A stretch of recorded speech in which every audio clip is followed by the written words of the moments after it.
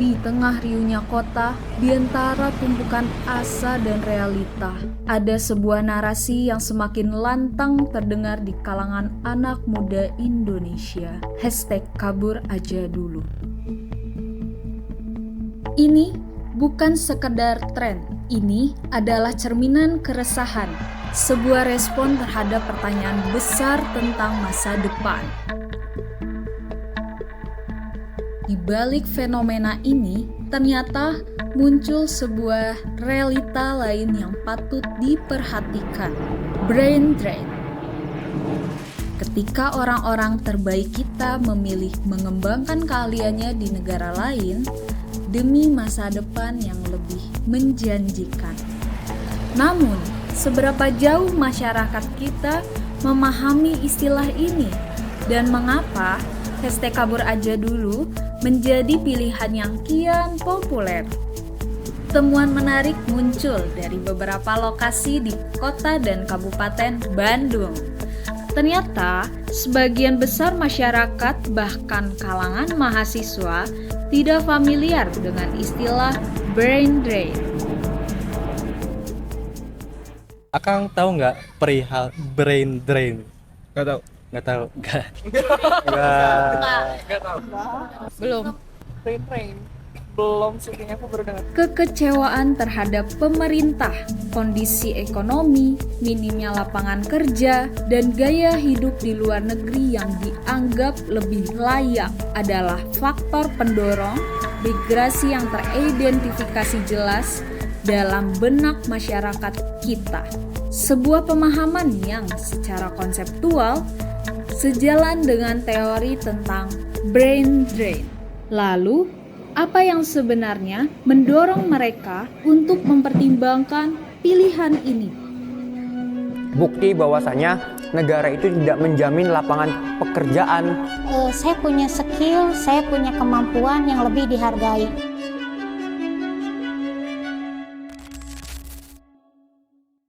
Noval Taki, Ketua Unit Kegiatan Studi Kemasyarakatan Universitas Pendidikan Indonesia, menilai tren #kabur aja dulu sebagai bentuk kekecewaan mahasiswa terhadap sistem pendidikan dan lapangan pekerjaan di Indonesia.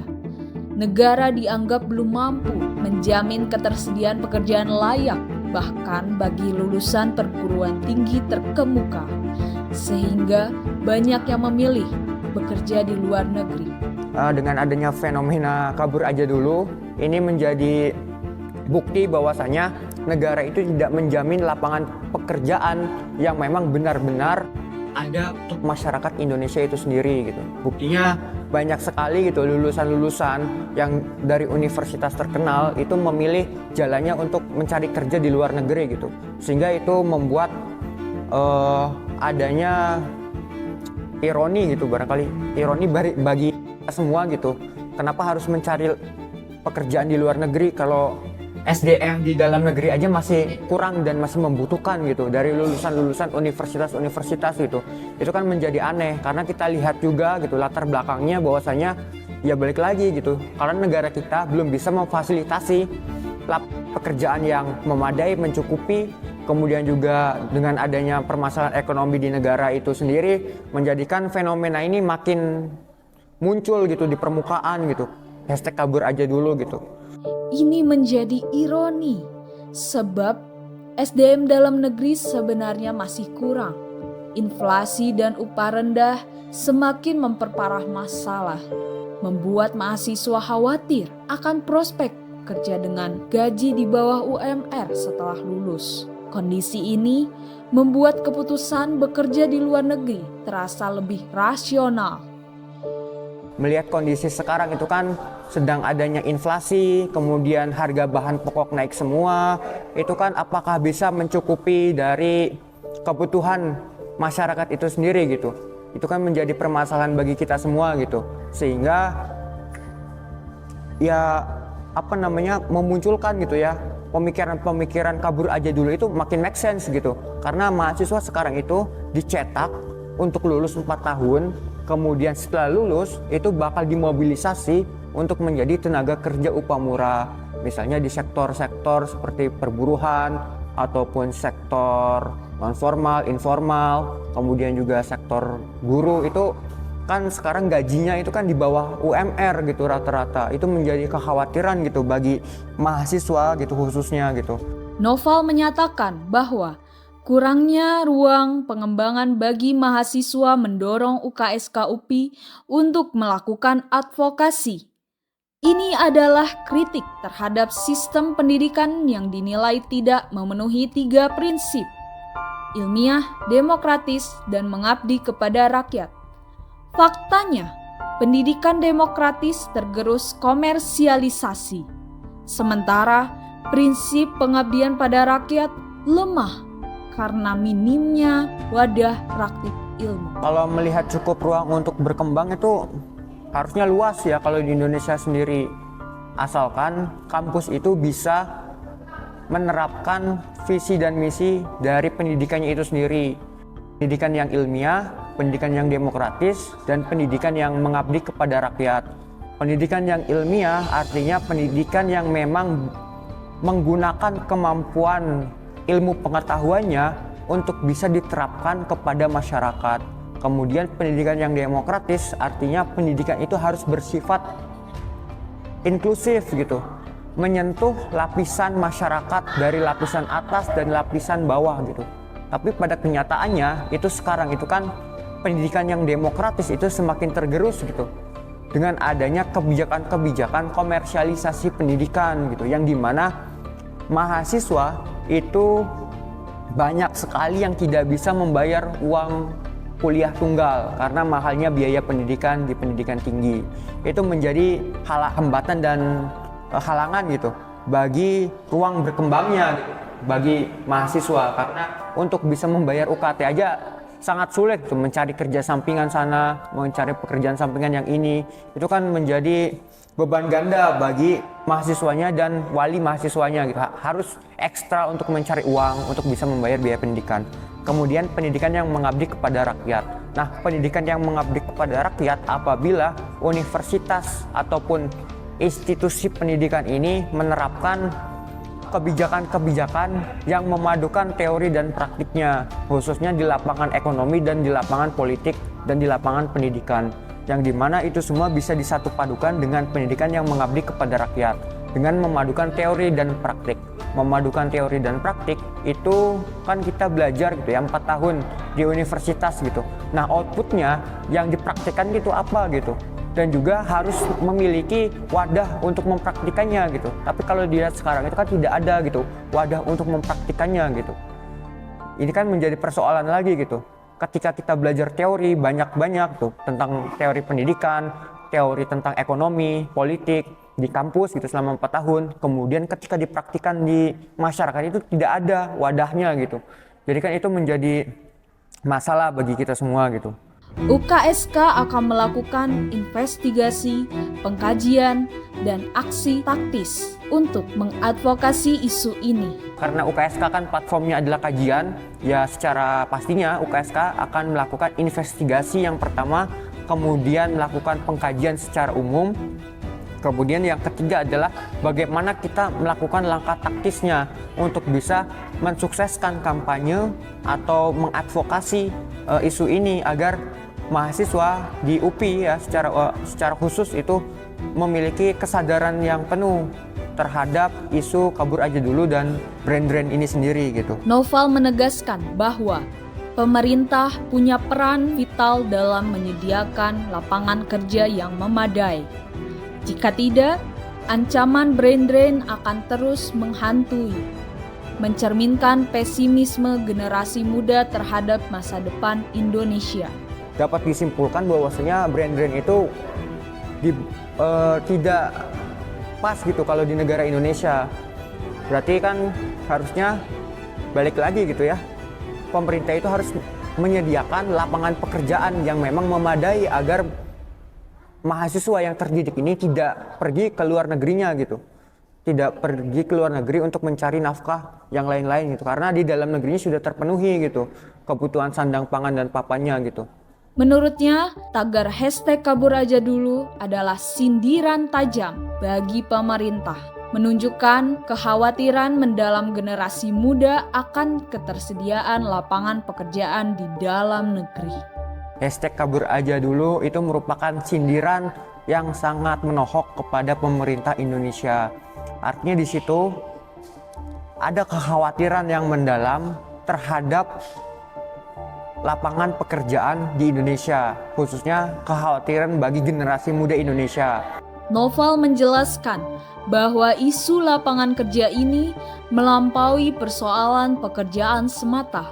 Ini juga tentang bagaimana globalisasi dan media sosial membentuk persepsi generasi muda. Mobilitas global memicu perbandingan langsung antara peluang di dalam negeri dan luar negeri, mendorong banyak orang untuk mencari alternatif pekerjaan di negara lain. Ya, kalau ngomongin motivasi ya, karena kan melihat fenomena hari ini kan banyak banget gitu ya, tren-tren mengenai explore di luar negeri, terus juga membandingkan pendapatan antara negara A, negara B, dan negara C, mana sih yang lebih baik gitu kan ya. Ini diakibatkan faktor adanya globalisasi, terus juga adanya media sosial yang masif terjadi di lapisan masyarakat Indonesia gitu. Sehingga ini semua bisa mendukung penuh masyarakat Indonesia yang kebingungan mencari pekerjaan di dalam negerinya, itu bisa membuat dirinya sendiri itu mencari pekerjaan alternatif di luar negeri gitu.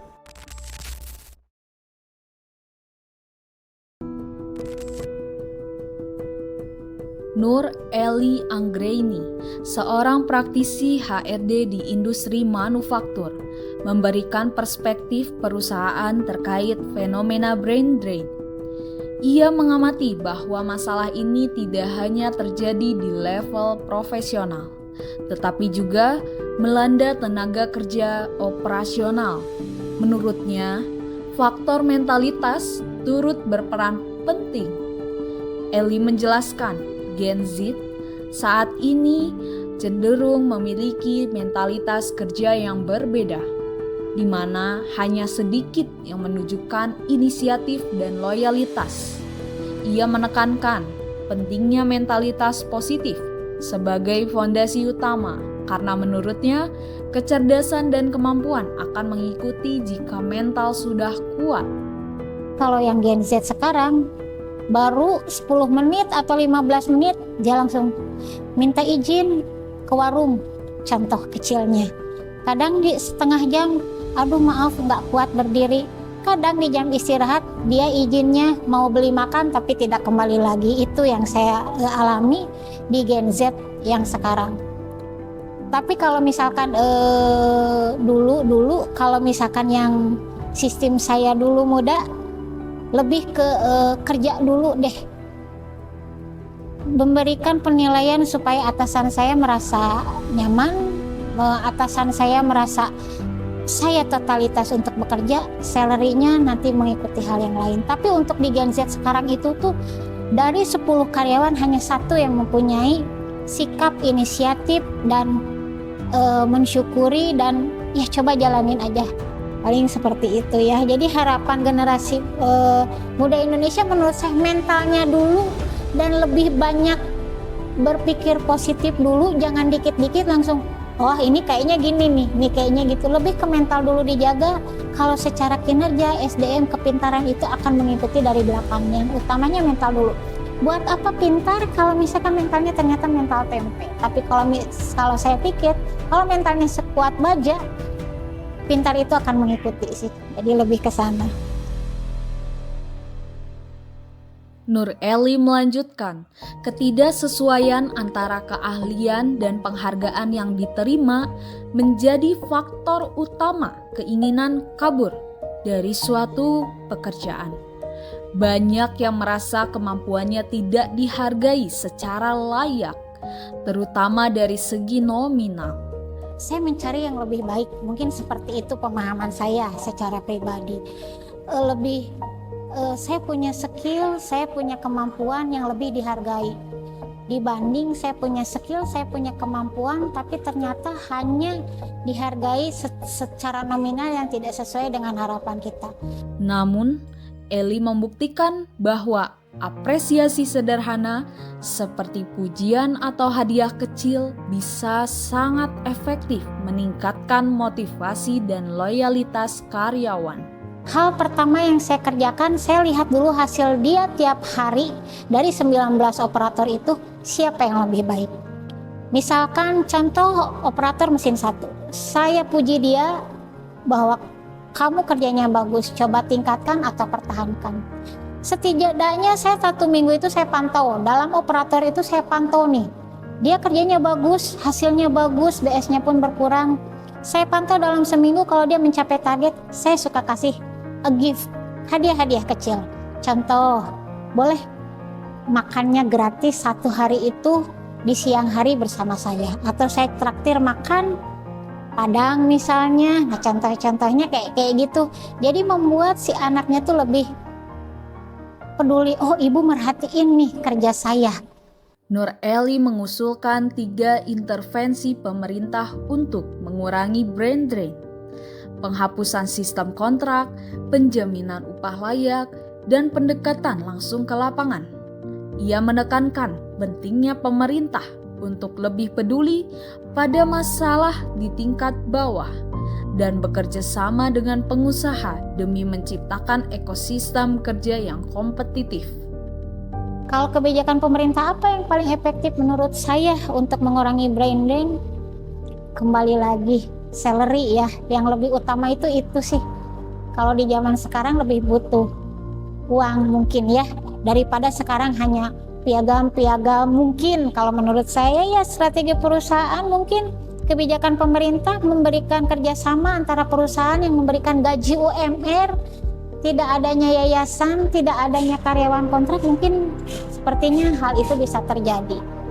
Kalau langkah konkret yang perlu dilakukan pemerintah, lembaga pendidikan, dunia usaha untuk menciptakan ekosistem yang kompetitif, langkah-langkahnya harus banyak melihat ke bawah. Maksudnya begini, harus mengetahui apa kekurangan perusahaan-perusahaan atau kinerja-kinerja para pekerja.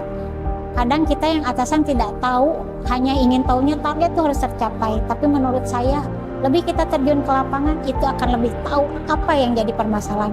Kitanya juga harus aware, harus lebih peduli, lebih tahu apa yang jadi permasalahan di bawah. Jadi kalau secara untuk memahami secara laporan, kalau secara bahasa ininya hanya menurut data, kayaknya agak kurang tepat ya. Kayaknya coba lebih ke bawah, lebih tahu permasalahannya di mana, kenapa dan ada apa.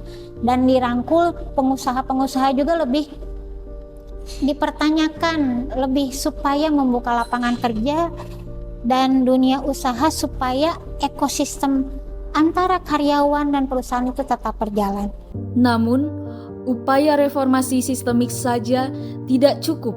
Nur Eli menekankan perlunya perubahan paradigma generasi muda agar siap mental, berkreasi, dan bersaing. Tanpa itu, sehebat apapun kebijakan, upaya mengurangi brain drain hanya solusi semu. Nomor 1 ya, jangan patah semangat dan selalu menanamkan bahwa kita tuh tidak akan muda terus. Itu sih yang nomor 1, tidak akan muda terus. Umur akan bertambah, kita akan berkeluarga. Jadi menanamkan bahwa kita itu tidak akan muda terus, harus berkreasi, mampu bersaing dengan yang lain. Dan yang titik pertamanya, mental kita juga harus siap dengan mental-mental yang kadang memang di luar jangkauan. Menghadapi tantangan ini, pemerintah tidak tinggal diam. Berbagai program telah diluncurkan, mulai dari beasiswa pendidikan luar negeri yang mewajibkan penerima kembali, hingga insentif untuk pengembangan riset dan inovasi di dalam negeri. Semua ini adalah upaya untuk menarik kembali dan mempertahankan talenta terbaik. Di sisi lain, beberapa artikel ilmiah dan pengamat juga melihat fenomena brain drain dari sudut pandang yang berbeda.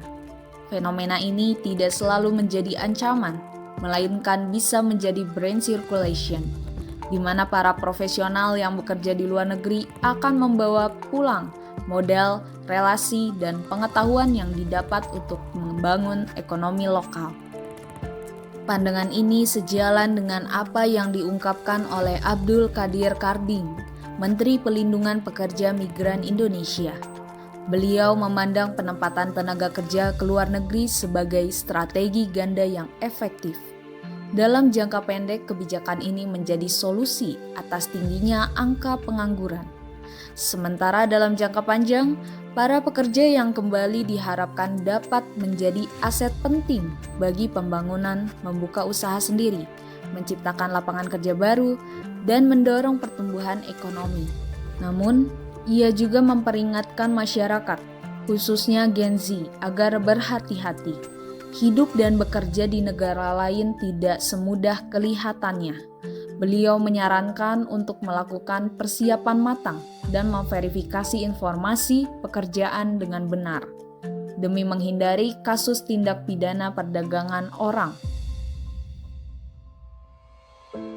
Di tengah berbagai pro dan kontra ini, Anies Baswedan memberikan insight yang relevan bahwa rasa nasionalisme itu bukan persoalan di mana kita tinggal, melainkan tentang bagaimana kita tetap berkontribusi sekecil apapun dimanapun untuk negeri. Jadi nasionalisme itu bukan soal di mana kita tinggal, tapi bagaimana kita tetap memberi manfaat bagi negeri ini sekecil apapun. Jadi bagi yang memutuskan keluar negeri untuk alasan kebutuhan diri, untuk alasan keluarga, itu sah saja. Hanya saja kita tahu tidak semua punya kesempatan untuk keluar negeri.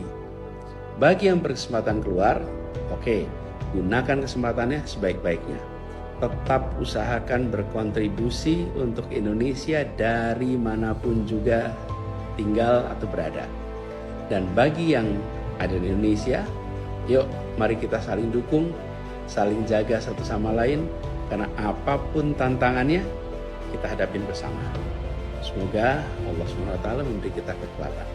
Terima kasih. Assalamualaikum warahmatullahi wabarakatuh.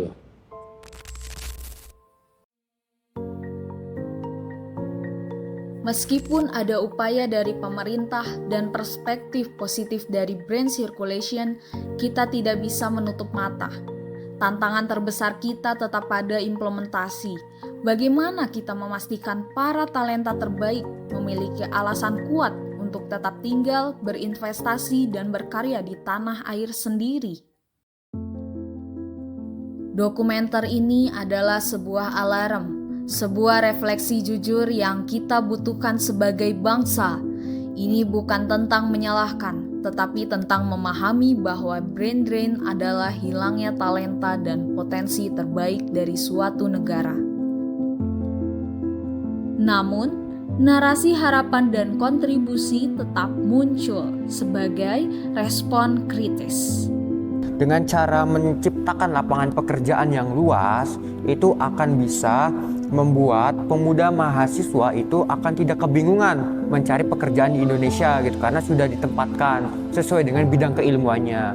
Harus ada komunikasi yang baik mungkin supaya brain-brain yang ada di Indonesia, anti brain itu mungkin lebih ke paham tujuan dan supaya ada solusinya seperti apa.